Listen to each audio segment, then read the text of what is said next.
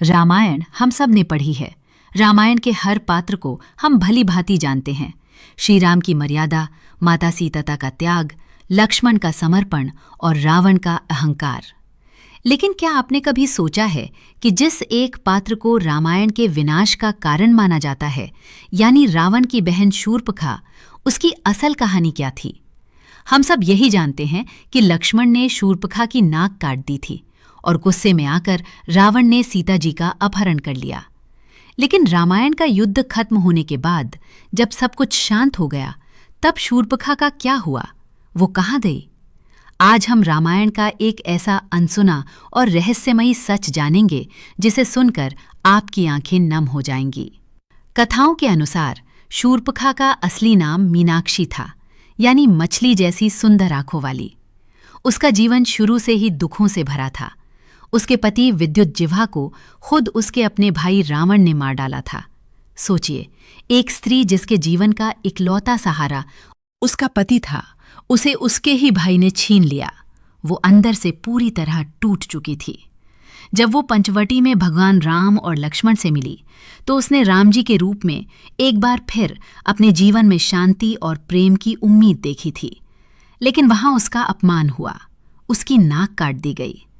उस समय उसका क्रोध और बदला लेने की आग ने रावण को इस तरह उकसाया कि पूरा लंका साम्राज्य राख हो गया। उसने अपने हाथों से अपने ही परिवार, अपने बेटे, अपने भाइयों और अपने पूरे कुल को मरते हुए देखा। अब सबसे बड़ा सवाल ये आता है कि जब रावण मारा गया, लंका जल गई और विभीषण राजा बन गए, तब शूर्पणखा का क्या हुआ? क्या वो लंका में ही रही? पौराणिक मान्यताओं और कुछ गुप्त ग्रंथों के अनुसार जब शूर्पणखा ने देखा कि उसके अहंकार और बदले की भावना ने उसके पूरे परिवार को खत्म कर दिया, तब उसका दिल पूरी तरह बदल गया। उसे अपने किए पर पश्चाताप हुआ। वो लंका छोड़कर हमेशा के लिए जंगलों में चली गई। कहा जाता है कि इसके बाद उसने अपना शेष जीवन किसी राजमहल में नहीं, बल्कि दंडकारण्य के ही एक सुनसान और शांत कोने में एक सन्यासिनी की तरह बिताया।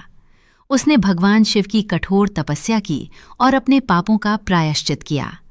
रामायण के युद्ध के बाद वो इतिहास के पन्नों में कहीं गुम हो गई और किसी को नहीं पता कि उसने अपने अंतिम दिन कैसे काटे।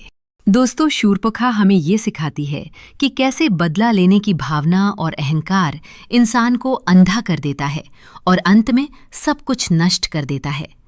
अगर उसने अपने जीवन के शुरुआती दुखों को स्वीकार कर लिया होता, तो शायद रामायण का ये खूनी इतिहास ना लिखा जाता। ये रामायण की वो अनकही सच्चाई है जो हमें ये सोचने पर मजबूर करती है कि हर खलनायक के पीछे भी एक दर्दनाक अतीत और टूटे हुए सपने होते हैं। आपको रामायण का ये रहस्य कैसा लगा? क्या आपने इसके बारे में पहले कभी सुना था? हमें कमेंट करके ज़रूर बताएं और ऐसे ही अनसुने रहस्यों के लिए चैनल को सब्सक्राइब करना ना भूलें। धन्यवाद।